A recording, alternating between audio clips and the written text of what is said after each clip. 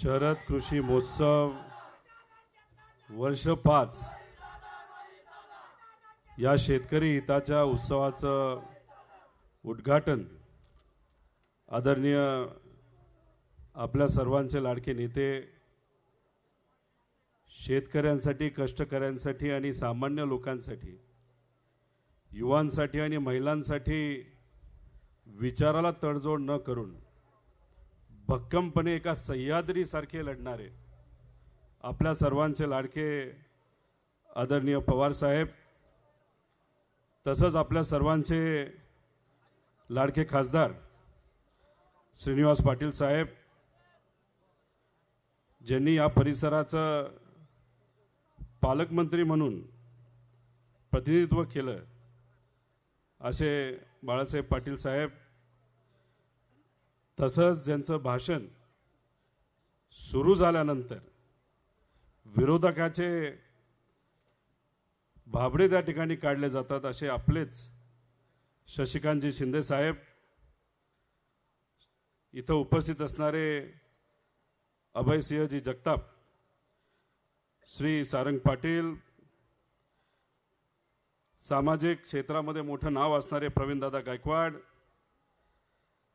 व्यावसायिक क्षेत्रामध्ये चांगलं आणि मोठं नाव असणारे दशरथदादा माने, सुनील भाऊ गव्हाणे, सत्यजित भाऊ पाटणकर, दीपकजी पवार, प्रभाकरजी देशमुख, सुनीलजी माने, अभिजित भाऊ गोरपडे, रामदास भाऊ कांबळे, नंदकुमारजी गाडगे, दत्ताबा चव्हाण, अनिलराजे निंबाळकर, उज्ज्वलाताई, SY पवार, तसंच चंद्रकांत भाऊ डमाळ, तृप्तीताई, दीपालीताई, ज्योतिताई, शैलजाताई खरात, अजित भाऊ यादव, सुनीलजी यादव, बाळासाहेबजी शेळके, योगेशजी क्षीरसागर, दिलीपजी बाबर, इथं उपस्थित असणारे सर्व मान्यवर, आजी माजी पदाधिकारी आणि ज्यांनी हा कार्यक्रम आपल्या सर्वांसाठी, शेतकऱ्यांच्या हितासाठी, या परिसरातल्या छोट्या मोठ्या व्यावसायिकांच्या हितासाठी आयोजित केलेला, असे आपल्या सर्वांचेच लाडके डॉक्टर नितीनजी सावंत, उपस्थित असणारे त्यांचे सर्व सहकारी, सर्व पत्रकार, शेतकरी बंधू आणि भगिनी, उपस्थित असणारे सर्वच बंधू आणि भगिनींनो, खरं तर माझ्यानंतर आदरणीय पवार साहेब बोलणार आहेत. मी कमीत कमी बोलण्याचा प्रयत्न या ठिकाणी करेन.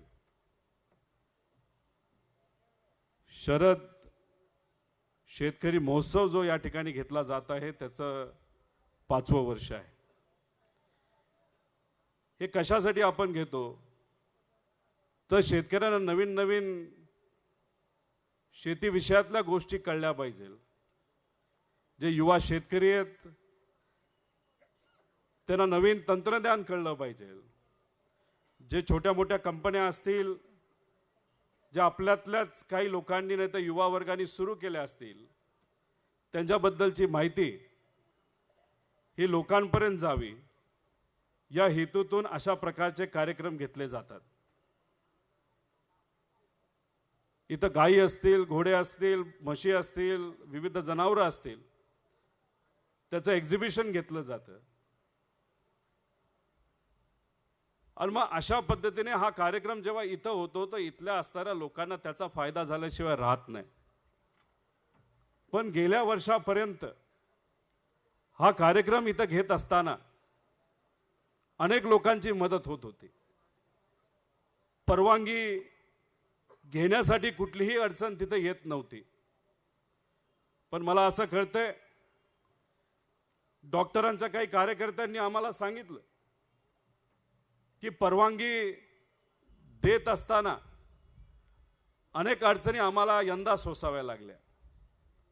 शेतकऱ्याच्या हिताच्या कार्यक्रमाला का अडचणी आणल्या जातात हे आपल्याला कळत नाही. इथं लोक येऊ नयेत यासाठी फोन केले गेले.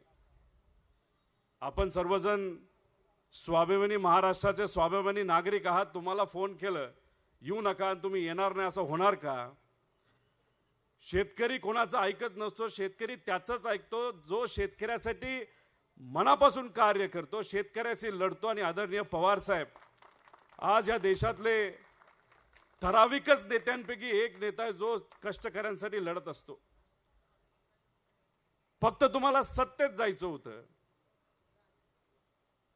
तुमच्यातले काही नेते सत्तेमध्ये गेले म्हणून आपल्या तालुक्याच्या हिताचा एखादा कार्यक्रम जो होत असेल तर त्याला तुम्ही खोडा घालता, लोकांना फोन करून तिथं थांबवता. अरे तुम्हाला खऱ्या अर्थाने जर फोन करायचेच होते तर जेव्हा आमचा कांदा उत्पादक शेतकरी अडचणीत आला तेव्हा तुम्हाला फोन करता आले नाही सत्तेतल्या असणाऱ्या लोकांसाठी. जेव्हा आमच्या दूध जेव्हा अडचणीत आलं तेव्हा दुधासाठी आणि दुधाच्या शेतकऱ्यासाठी तुम्हाला फोन करता आले नाहीत. फक्त शेतकऱ्याला अडचण आली पाहिजे, तुमची राजकीय पोळी भासता आली पाहिजे, यासाठी एखादा सामाजिक कार्यकर्ता लोकांच्या हितासाठी कार्यक्रम घेत असेल तर तो थांबवणं मात्र तुम्हाला माहिती आहे. हाच तर फरक आहे तुमच्यात आणि आमच्यात. तुम्ही सत्तेसाठी लढता आणि आम्ही लोकांसाठी लढतो. खरं तर या व्यासपीठावर जे सर्व नेते कार्यकर्ते पदाधिकारी आहेत हे सुद्धा सत्तेत जाऊ शकले असते. तुमच्यातले काही पदाधिकारी सत्तेत जाऊ शकले असते. मी स्वतः आमदार आज सत्तेत जाऊन माझ्या स्वहिताची कामं मी करून घेतलो असलो,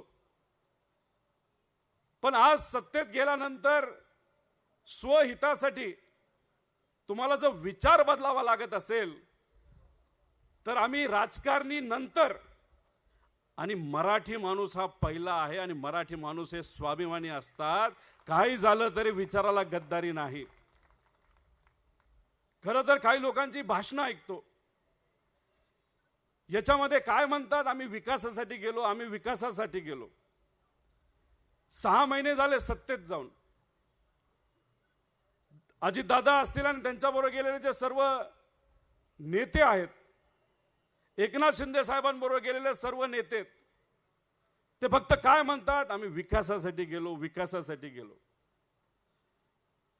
जेव्हा तुम्ही शेतकऱ्याबरोबर होता, युवांबरोबर होता, सामान्य लोकांबरोबर होता, आदरणीय पवार साहेबांबरोबर होता, तेव्हा जेव्हा दुधाचे भाव पडायचे तेव्हा तुम्ही फडणवीस साहेबांच्या विरोधात बोलत होता का नव्हता? जेव्हा कांद्याची निर्यात तिथं थांबवली जायची, कांद्याचे भाव पडायचे, तेव्हा तुम्ही भाजपच्या विरोधात बोलत होता का नव्हता? सोयाबीन असू द्या, कपाशी असू द्या, आमच्या शेतकऱ्याला जेव्हा केव्हा अडचण येत होती तेव्हा मात्र तुम्ही भाजपच्या विरोधात बोलत होता. आणि आज सत्तेत गेल्यानंतर मला हे कळत नाही, आज दुधाचे भाव पडलेत, आज कांद्याचे भाव पडलेत, सोयाबीनचे भाव पडलेत, फर्टिलायझरचे रेट वाढलेत, कपाशीचे भाव पडलेत. मग आता हिम्मत का होत नाही तुमची मोदी साहेबांच्या विरोधात बोलायला? का? तुम्ही फक्त सत्तेत आहात म्हणून? मग पूर्वी जे तुम्ही शेतकऱ्याच्या बाजूने बोलत होता ते काय नाटक करत होता? आज बरं भाजप बरोबर तुम्ही गेला, तुम्हाला पदं मिळाली, कुणी उपमुख्यमंत्री झालं, कुणी कुठला नेता झालं, कोणाला काय मंडळ मिळालं, म्हणजे स्वतःचं हित जोपासता आलं, म्हणजे सगळं झालं आणि लोक वारेवर सोडून दिली म्हणजे विषय संपला. असं जर तुमच्या मनामध्ये असेल, सत्तेची कितीही मस्ती तुमच्या डोक्यात गेली असली तर ही मस्ती कोण उतरणार? तर हे सामान्य लोकच, म्हणजे आमचे शेतकरी कष्टकरी येत्या काळामध्ये उतरल्याशिवाय राहणार नाही.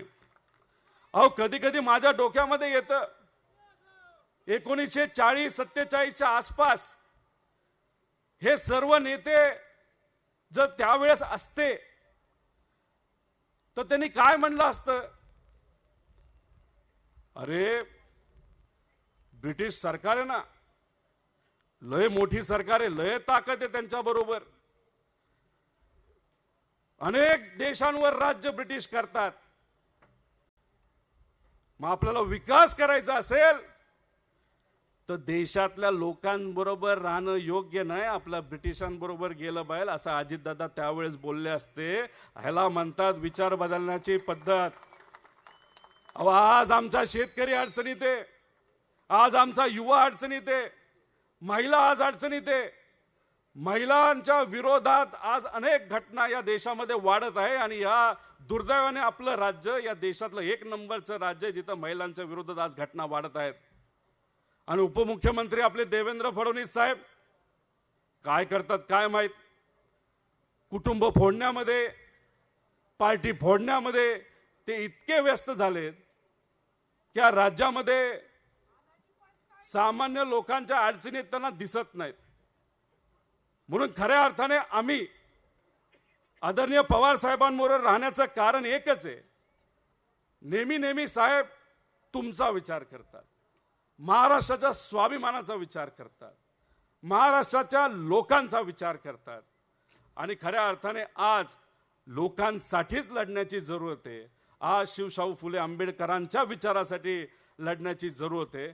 म्हणून आम्ही सर्वजण आज कितीही अडचणी आल्या तरी आम्ही विचाराची गद्दारी करणार नाही. कारण लहानपणीपासून आम्ही एकच गोष्ट शिकलेली आहे की महाराष्ट्रातली लोकां, महाराष्ट्रातला सह्याद्री हा दिल्ली समोर कधीही झुकलेला नाही. काही लोक आम्हाला खासगीत म्हणतात, अरे रोहित तू वेडा आहेस. मी म्हटलं का? अरे तुझ्यावर ही कारवाई होईल, ती कारवाई होईल. मी त्यांना एवढंच सांगतो, अहो ही होईल ती होईल असं का म्हणता? ज्या ज्या काही कारवाई व्हायच्या होत्या सगळ्या कारवाई माझ्यावर झालेल्या आहेत आणि मी काय घाबरत नाही कारवाईच्या बाबतीत. जे कोणी घाबरणारे लोक आहेत, ज्यांना या कारवाईच्या विरोधात लढण्याची हिंमत नाही, असे सर्व लोक आज सत्तेत जाऊन बसलेले आहेत. सत्तेत गेलेल्या पहिल्या दिवसापासून आजपर्यंत ह्या सगळ्यांची भाषणं जर तुम्ही ऐकली तर त्या भाषणामध्ये ते फक्त एवढंच सांगतात की आम्ही पवार साहेबांना का सोडलं, आम्ही पवार साहेबांना का सोडलं. ते कुठेही असं म्हणत नाहीत आम्ही या शेतकऱ्यासाठी काहीतरी व्हावं यासाठी केलं, आम्ही कुठेतरी महाराष्ट्राचा खऱ्या अर्थाने विकास व्हावा यासाठी काहीतरी केलं. हे त्यांना काही पडलं नाही. पण मगाशी एका मुलाली नाही तर कुणीतरी युवाने जे काही सांगितलं ते कदाचित खरं कारण आहे. म्हणून हे सर्व नेते तिथं जाऊन बसलेले आहेत. म्हणजे लोकांच्या हितासाठी ते गेलेत का स्वतःसाठी गेलेत? स्वतःवर कारवाई होऊ नये म्हणून तुम्ही तिथे जाता आणि इथं येऊन तुम्ही भाषण करता की पवार साहेबांनी आम्हाला काय दिलं. अहो मला तुम्हाला सगळ्यांना विचारायचंय, अहो पवार साहेबांची मुलगी मध्ये सुप्रियाताई जेव्हा काँग्रेस राष्ट्रवादीची सत्ता दिल्लीमध्ये होती तेव्हा सुप्रियाताई खासदार होत्या का नव्हत्या? होत्या का नव्हत्या? कोणाची मुलगी? मग त्यावेळेस खासदार होत्या तर मंत्रीपद सुप्रियाताईंना मिळायला पाहिजे होतं का नव्हतं? त्यावेळेस त्यांचं मंत्रीपद कोणाला दिलं तर प्रफुल्ल पटेलांना दिलं. महाराष्ट्रामध्ये सातत्याने 15 वर्ष जे नेते आज पवार साहेबांच्या विरोधात बोलतात आम्हाला काय दिलं, आम्हाला काय दिलं, हे सर्व नेते मोठे मोठे मंत्री होते. त्यांचं एक एक भाषण तुम्ही सर्वांनी ऐकलं तर 60 ते 70% वेळ ते फक्त साहेबांवर बोलतात. साहेबांनी शेतकऱ्यासाठी हे केलं, साहेबांनी युवांसाठी हे केलं, महिलांसाठी हे केलं, हे धोरण आणलं, ते धोरण आणलं. म्हणजे भाषणामध्ये 60% तुम्ही साहेबांनी हे केलं ते केलं सांगण्यामध्ये तुम्ही घालवता. निवडून येण्यासाठी साहेब तुम्हाला लागायचे, पद मिळण्यासाठी साहेब तुम्हाला लागायचे आणि आज तुम्ही अडचणीत आल्यानंतर तुम्ही म्हणता की बीजेपी लय भारी आणि साहेबांनी आम्हाला काय दिलं नाही. हे कदाचित तुमच्या लाभार्थी कार्यकर्त्यांना हे पटू शकेल, पण स्वाभिमानी कार्यकर्त्यांना आणि स्वाभिमानी महाराष्ट्राच्या नागरिकांना हे पटणार नाही. कारण ह्या सगळ्यांना माहिती आहे खरं कारण काय. त्यामुळे मला कशीही धमकी द्या, मला सांगतात बघतोच, मी म्हणतो बघाच. अहो का हे विचार सहज मिळत नाही. तो महात्मा फुले सावित्रीबाई फुलेंनी कष्ट केले, एका विचाराच्या विरोधात त्यांनी लढा लढला. म्हणून आज बहुजन समाजातल्या मुली शिकू शकतात. कर्मवीर अण्णांनी तिथं संघर्ष केला. हा डॉक्टर बाबासाहेब आंबेडकरांनी कष्ट केले. छत्रपती शिवाजी महाराजांनी त्यावेळेस रयतेचं राज्य यावं यासाठी लढले. अण्णाभाऊ साठे त्यावेळेस सामान्य लोकांच्या बाजूने लढले. अरे हा संघर्ष काय सोपा संघर्ष आहे का? अरे 800 किलोमीटर चालल्यानंतर एक गोष्ट मला कळाली, आम्ही राजकारणात आहोत. आमचा हा जो संघर्ष आहे ईडी आणि हा कारवाईचा, अरे सामान्य लोक जे संघर्ष करतात जगण्यासाठी त्यांचा संघर्ष आमच्या संघर्षापासून कितीतरी मोठा संघर्ष आहे. आणि ह्या लोकांसाठी लढायचं म्हणून आम्ही आज या ठिकाणी आहे. माझ्या मतदारसंघात जातील, माझ्या विरोधात पैसा ओततील. या लोकसभेमध्ये सुद्धा मोठ्या प्रमाणात सत्तेचा वापर, पैशाचा वापर केला जाईल. त्यांना असं वाटतं पैसा मोठा आहे, सत्ता मोठी आहे, दबाव तंत्र मोठे आहे. पण माझं एक सांगणं आहे, जे लहानपणीपासून मी बघितलंय आणि समजून घेतलंय की लोक मोठी असतात आणि लोकांना विश्वासात घेतलं तर या मोठ्या मोठ्या शक्तीला तुम्हाला पाणी पाजता येईल. अहो आज कोण आपल्याबद्दल बोलतंय? या भागामध्ये दुष्काळाची परिस्थिती आहे का नाही? जाहीर झाला का दुष्काळ? झाली का मदत? गेल्या वर्षी सातत्याने पाऊस झाल्यानंतर जे नुकसान आमच्या शेतकऱ्याचं झालं, मिळाली का त्याची मदत? दुधाच्या साठी 5 रुपये देणार असं सांगितलं. अहो एवढ्या अटीतटी तुम्ही टाकल्यात. नेते घेताना अटीतटी तुम्हाला लावता येत नाही. येतोस का? ये. आणि मग आमच्या शेतकऱ्याला जेव्हा द्यायची वेळ येते तो हेच पाहिजे तेच पाहिजे आणि मग डायरेक्ट बोला ना आम्हाला शेतकऱ्याला मदतच करायची नाही. हे डायरेक्ट तुम्ही एकदा घोषणा करून टाका. हे अशा काहीतरी तुम्ही अटी टाकायच्या. त्याच्याबरोबर आज प्यायला पाणी नाही आणि तिथं मात्र तुम्ही राजकीय पाणी सगळ्यांना पाजत बसलाय. 10 वर्षापूर्वी ज्या नेत्यांच्या विरोधात तुम्ही बोलत होता, बिहारमध्ये नितीश कुमारांच्या विरोधात भाजपचे मोठे मोठे नेते बोलत होते, नितीश कुमार सुद्धा बोलत होते, अजिबात नाही मी बीजेपी बरोबर जाणार. अरे भलतच झालं, तिथं जाऊन बसले का खुर्चीला खुर्ची लावून. इथं या महाराष्ट्रामध्ये काय झालं? फडणवीस साहेबांचं अजितदादांच्या विरोधातलं भाषण आपण ऐकलंय का? ऐकलं का नाही ऐकलं? काय म्हणले?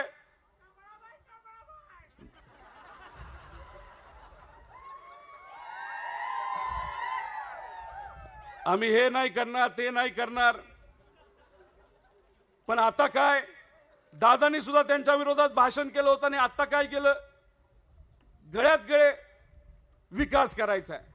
अहो विकास हा लोकांचा करायचा आहे का तुमच्या फक्त नेत्यांचा आणि पदाधिकाऱ्यांचा करायचा? हे स्पष्टपणे लोकांना तुम्ही सांगा.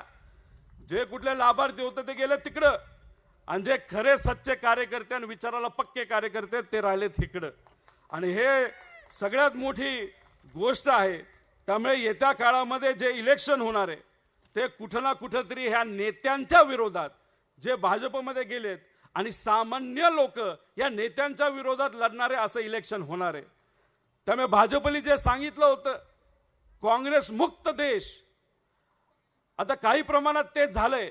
पण ते असं झालंय की भाजपच काँग्रेस युक्त झाले. आज इतके लोक तिकडे गेले. अहो इतके लोक गेलेत.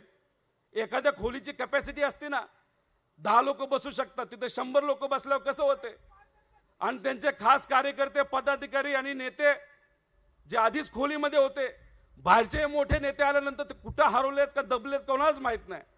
अशी भाजपची परिस्थिती झाली. त्यामुळे हा लढा मोठा आहे. लढा फक्त नेते लढणार नाहीत. 84 वर्षाचा हा युवक लढा लढणार नाही. यांना साथ ही आपल्या सर्वांना द्यावी लागेल. पुढे अहंकार आहे, पुढे पैसा आहे, पुढे दबाव तंत्र आहे, पुढे या युवांचं भवितव्य आहे. जे शाळेत जाणारी मुलं त्यांचं भवितव्य खरं तर दावणीला लागले. त्यामुळे आपल्या सर्वांना एकत्रित यावं लागेल, एकत्रित लढावं लागेल. तुम्हाला इलेक्शन हातामध्ये घ्यावं लागेल, ताब्यात घ्यावं लागेल. आणि या अहंकाराला या महाराष्ट्रातून, या स्वाभिमानी महाराष्ट्रातून या अहंकाराला, या भाजपच्या रोगाला आणि त्यांच्या मित्र पक्षांना आपल्याला पुसून काढायचं आहे. कारण हे नुसते बोलणारे नेते असतात. मुख्यमंत्री सुद्धा आपल्याच जिल्ह्याचे, शेतकऱ्याचा मुलगा आहे, अभिमान आहे त्याचा त्या गोष्टीचा. त्यांचं पीक कुठलं लावतात ते त्यांच्या शेतामध्ये स्ट्रॉबेरी. स्ट्रॉबेरीचं पीक लावलेले टीव्हीवर अनेक वेळा आम्ही बघितले. अहो पण एकदा एकनाथ शिंदे साहेब तुम्ही जे पीक सातत्याने लावता, गेल्या वर्षी त्या पिकाचा भाव होता 50, आज त्या स्ट्रॉबेरी पिकाचा भाव झालाय 25. मग फोटोसाठी झालं, पण खऱ्या अर्थाने स्ट्रॉबेरी शेतकऱ्यासाठी काहीतरी करा, MIDC काहीतरी करा. ह्या MIDC मध्ये दोघांच्या वादामध्ये सगळ्या कंपन्या निघून गेल्या का नाही गेल्या? श्रेयवाद नाही तर त्यांचे काय कॉन्ट्रॅक्टचे वाद.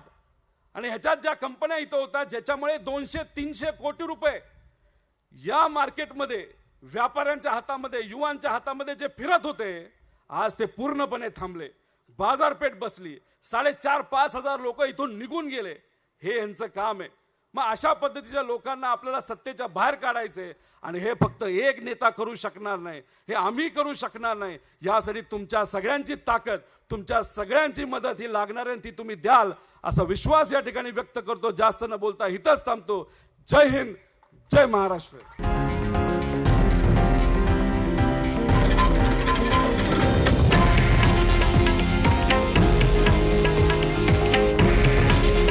हे आहे देशातील नंबर 1 न्यूज नेटवर्क आणि आपण पाहत आहात TV9 मराठी.